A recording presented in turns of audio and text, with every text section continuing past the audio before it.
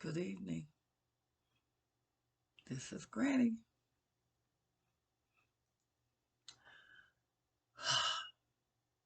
Take a deep breath. This is chapter 8. We've waited almost 6 months to get to the end. We started this in October. You guys remember?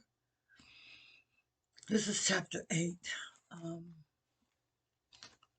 I believe you'll be blessed by it. I tried to dress a little more exciting with this chapter. Good Monday night, April the 4th, 2022. Do you guys realize in 23 days I will officially be 72 years old? I know I keep saying 71, but officially 27th of April 1950 I entered this world. 2 pounds 15 ounces in Gary, Indiana. Can you believe? Some 72 years almost. I don't weigh 2 pounds and 15 ounces.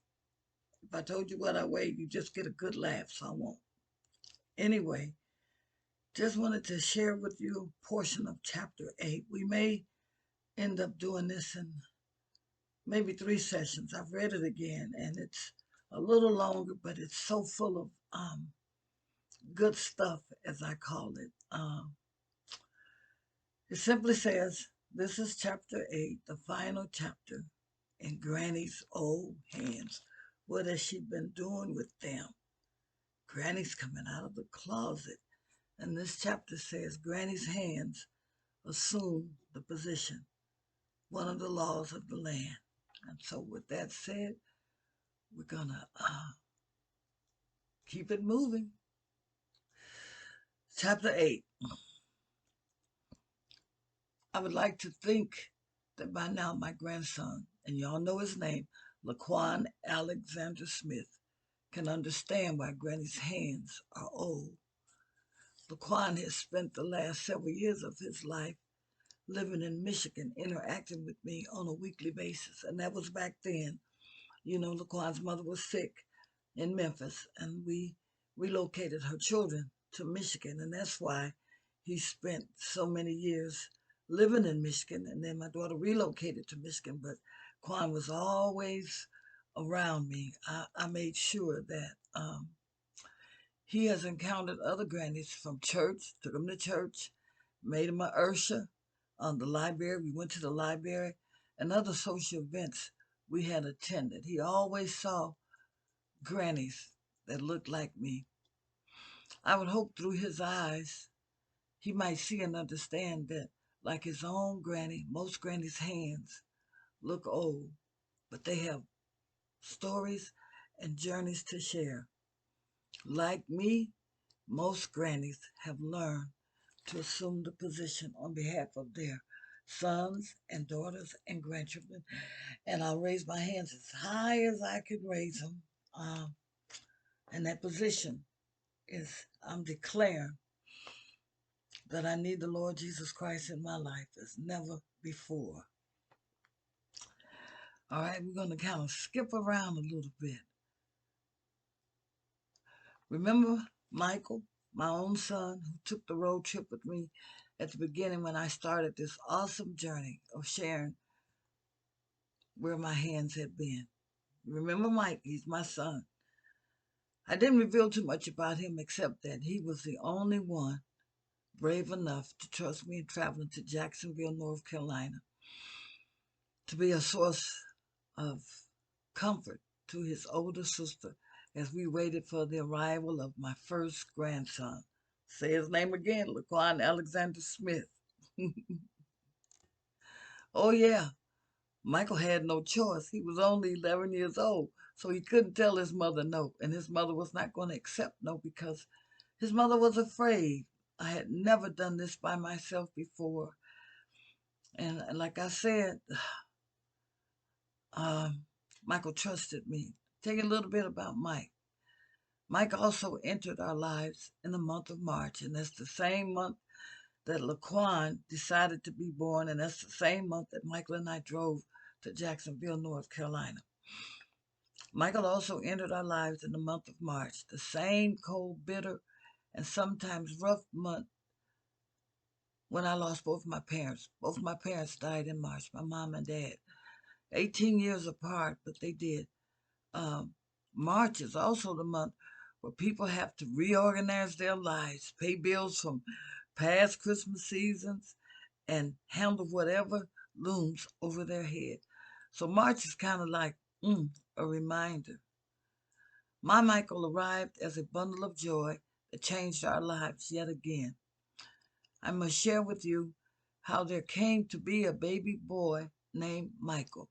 Listen at this. Please listen. Michael's dad is one of 19 siblings straight from the South.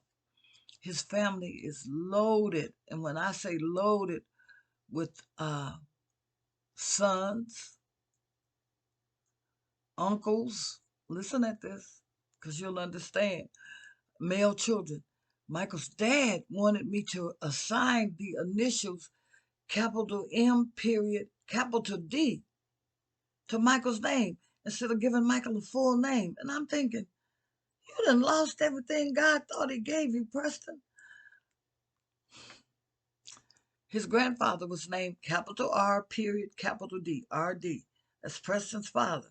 One of his uncles was named capital C period capital B period. And then they had an uncle named Uncle TJ, capital T period capital J. Well, you can imagine after 9 months of carrying this precious child inside of me that surely he had to be given a full-fledged name.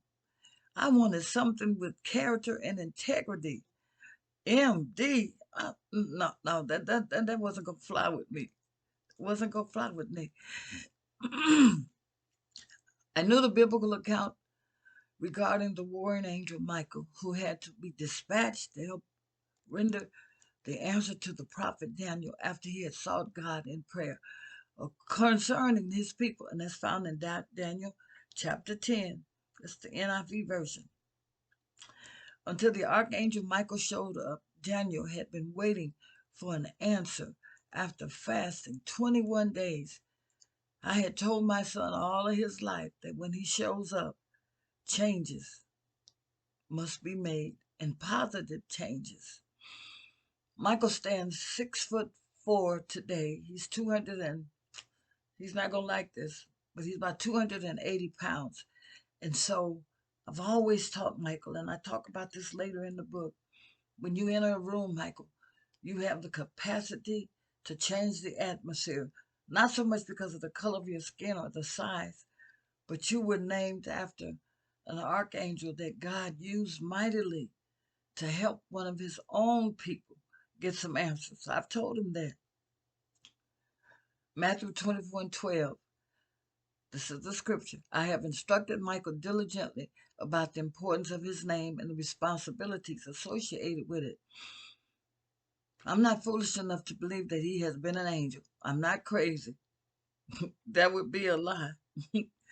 But he has been told, and just a few years ago, he made a decision and demonstrated to us the lessons we had taught him that he was receiving them. Michael did this. Michael decided to step up and provide blood for his niece who was born prematurely in Memphis. Michael did. Michael did. He and I made a trip to the local blood bank here in Lansing to give blood to that baby. My granddaughter arrived 1 pound and 8 ounces, and she is still well and alive today, 5 years later. But today she's 21 years old. But Michael has the makings of a great man, and his family is very proud of all those actions. My son has been told how some of the positions he must assume if he plans on making a difference in this world we live in. He's been taught the importance of respect, character, and most importantly, his role as an African American male living in the United States. Michael has been instructed and educated about the Lord Jesus Christ, Martin Luther King Jr., Nelson Mandela, Rodney King, Frederick Douglass, Marcus Garvey, William Tucker, and Cornel West in Jasper, Texas. He's heard it all from his mom. I promise you, he is aware of his own father's struggles as a man of color living within the boundaries of a racist world. Michael understands that many of those boundaries were placed around before his father even became his father. It was Michael's father's desire to give him a better life and an opportunity to live as free as possible from all the signs of racism and this social and economic injustice imposed upon people of color. Michael recognizes how hard his father has worked to clothe him. My son knows how we've pleaded with him to get an education, make good choices when away from home, show up for work, and save some money. And we keep preaching this to our grandkids to this day. Save some money and buy some land. God is not creating any more land. I want my kids to have a legacy. So I've preached it. I've talked about it. I saved some money because I thought we were going to buy some land, and it fell through because we were quoted the incorrect price. But Michael knows that, and he knows God will wait for him to enter the place where he has no excuse.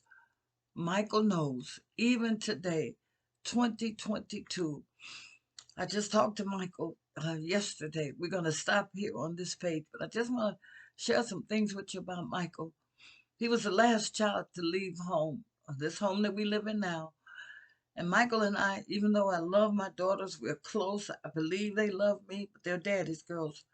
But Michael and I had such a strong bond that when he went off to Ferris State to college, I was lost.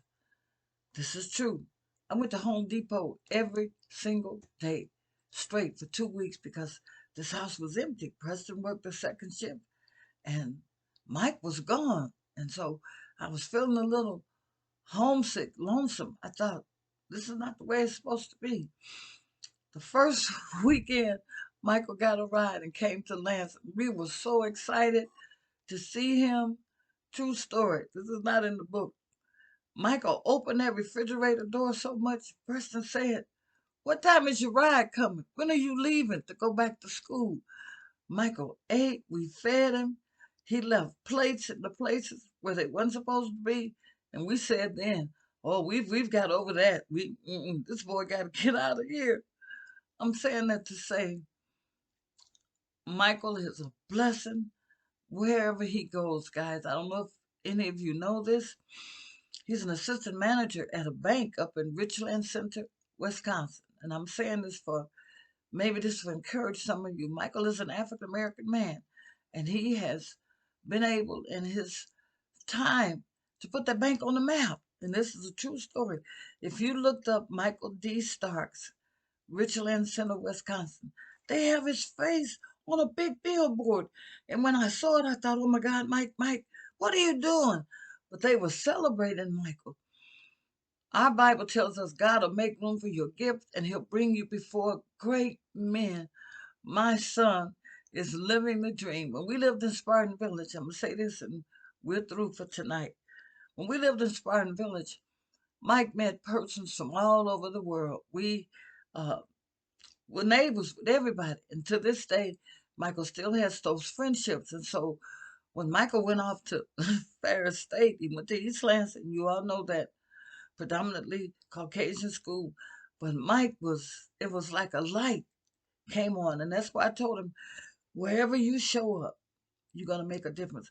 This kid goes to Ferris State University. You all know where that is, 140 some miles up the road. Pledges an all white fraternity. I thought, oh my God, what do we do? What do we do? Called home and said, I'm coming out. And I'm saying, what you mean you're coming out? See how we get stuff mixed up? I said, what you mean you coming out? You got something to tell me? He said, I pledged, Mom, and we're getting ready to cross over. This kid's best friend up at Ferris, and he has four other friends here to this day.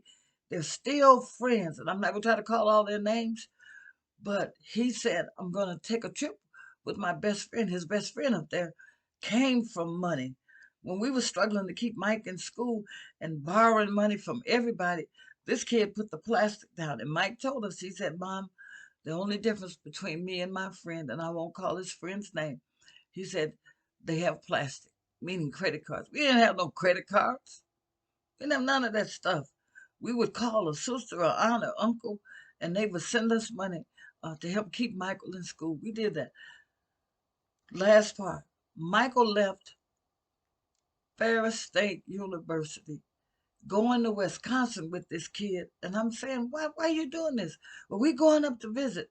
Mind you, Michael was working at Family Video up in Wisconsin. I mean, in Ferris State, working.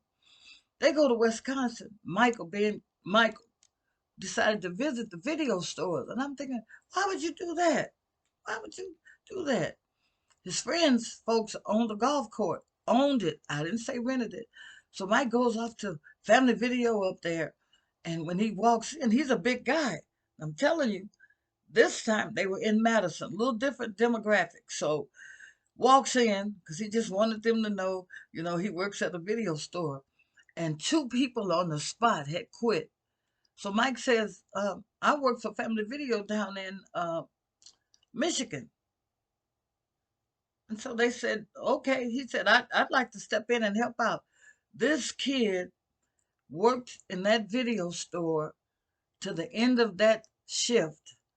They wanted to hire Michael right on the spot. Mike had to come back here. He had to come back here with Tim. School wasn't out. Mike had a job. I raise my hand and tell you the truth, and this is it. Michael ended up relocating to Wisconsin.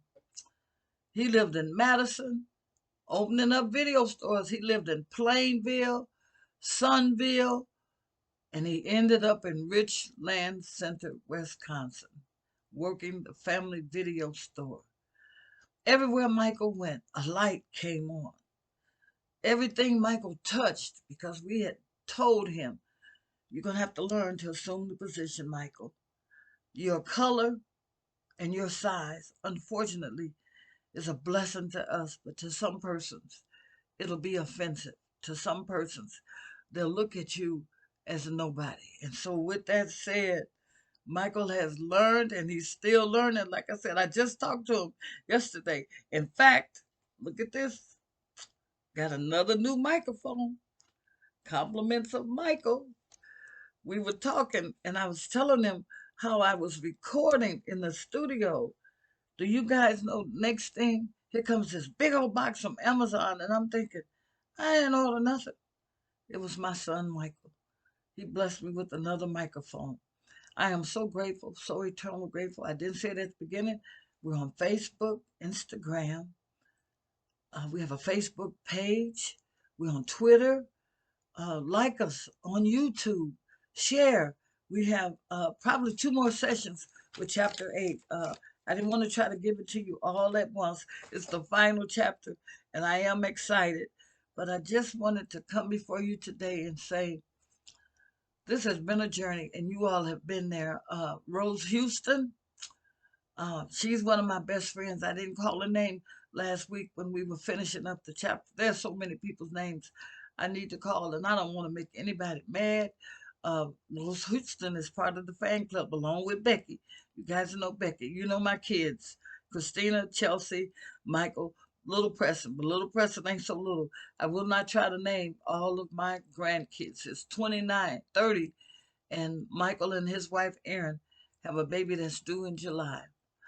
Again, this is Celestine Starks, Monday night, April the 4th. What do you think about the Final Four? That's all I'm going to say. We've been on spring break. We go back tomorrow. We ask that you pray for teachers all over this United States. We ask that you pray as decisions are made that will change our lives for the rest of our lives. We ask that you remember when you think about Michael, think about that warring angel. And if you have a Michael, speak into his life. Let him know that he was born for a divine purpose. Let him know that God has use for him in these last days. Facebook, Twitter, YouTube. We have a Facebook channel. Um, did I name everything? Just please subscribe and share. Looking forward to you next week. It's probably going to take 3 sessions to finish this, but I promise you, if you stay with us, you'll enjoy it. Now, I like uh, festive stuff. And you see the headband, it's beautiful. I just wanted this to be special because this is the last chapter and I thought you would enjoy it. This is Celestine Stark says thank you. And you see Granny's hands, they are getting older. 24 days, they'll be 72. I've outlived both my parents and I'm so grateful. So grateful to you for following me.